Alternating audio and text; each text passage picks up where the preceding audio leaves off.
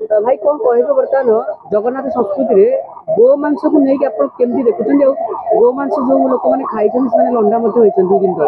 यहाँ गोटे समाज गोटे किसी वार्ता खराब वार्ता पहुंचुनी कि गाव ही विश्वस मातरम है गो माता है आमर माँ आम गो माता कहू सी आमर माँ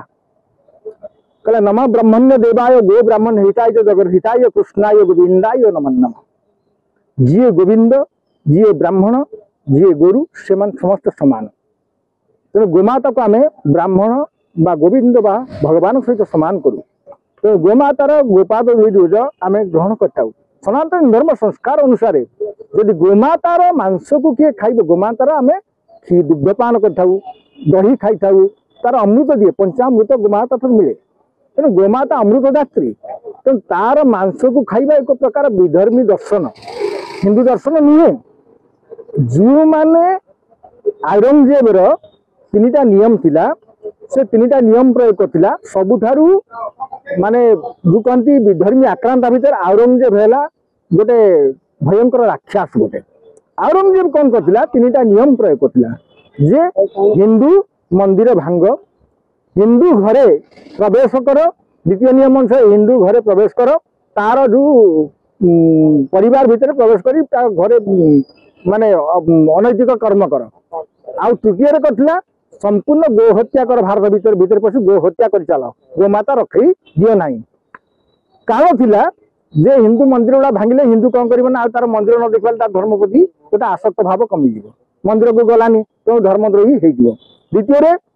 घरे पशु अनैतिक कर्म कर जबरदस्त ता सैन्य मान दिए सही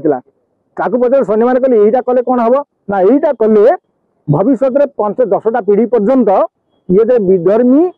प्रकृतिगत आमरी धर्म आमरी जो संप्रदाय प्रकृतिगत लोक जन्म हे से माने जन्म होकरी मांसाशी गले हिंदू धर्म संपूर्ण शाकाहारी हिंदू मान शाकाहारी से बर्तमान मांस भक्षण कले तो मांस भक्षण कर गोमाता मांस को संस्कार देते आम शास्त्र अनुसार जो प्रकार आम माछ मांस को चिन्हवा जोटा कि जाना शास्त्र अनुसार जाना से सब जिन खाद्य पदार्थ जानिले ना शिक्षार अभाव होगा धारा 30 लागू होगा शास्त्र पढ़ाला ना स्कूल मानक विभिन्न प्रकार विद्यालय मानक गुरुकुल बंद कर दिया शास्त्र अध्ययन कले ना शास्त्र को जानिले ना पुराण शास्त्र किसी सुनले ना कि जानले ना द्वारा कहले हिंदू धर्म विरुद्ध जो विधर्मी मैंने चक्रांत करते षड्यंत्र करते तार शिकार एम गले खाद्य वस्त्र पानीय द्वारा एमाने षड्यंत्र शिकार हेले विधर्मी मैंने कौन कले 900 वर्ष है आमर भारत भीतर पशि खाद्य वस्त्र पानीय षड्यंत्र कर चलती तेणु मोर कहवा कथा जो मैंने भाई प्रकृत हिंदू बा हिंदू आसक्त भाव चाहूँ जो मैंने युवपीढ़ी मान उन्नत जे जो प्रथम है स्वधर्म निधन क्षय परधर्म भयावह धर्म को रक्षा कर दरकार पड़े मृत्यु हो जाए आम से सका उठले भस्म तिलक लगाऊ जे दरकार पड़े मृत्यु हो जाए कि धर्म रक्षा आवश्यक तेणु जो बर्तमान शुणिले कौन जो साक्ष्य पड़े कौन गोटे होटेल गोमांस गुड़ाक लोक खाऊले जो लोकटी गोमांस रांधिकी दौला कौन हिंदू तो के गोमांस रांधे ना हिंदू तो गोमांस रांधिया शिखिनी हिंदू तो गोमांस विषय किसी जान नो जो प्रथम व्यक्ति आसिक खाया गोमांस को रांधि से तो विधर्मी की पूरे जो लोकटी हिंदू लोकटी कर ना कौन जया ना कौन जया होटेल जो है से तार जो से लोकटी हिंदू ना भी जना पड़ी से हिंदू टी केमी विधर्मी की पूरे ट्रेनिंग देला हिंदू मान गोमांस रांधिया जदि पर मुहूर्त में हिंदू मैंने रांधि से जो विधर्मी ठार ट्रेनिंग नहीं गोमांसटा केमी रंधा हम आउट हिंदू न जापर खाइबे तेणु से लोकटी ताले किए से जो लोकटी पूरे विधर्मी मान रांधिक हिंदू मान खाया देला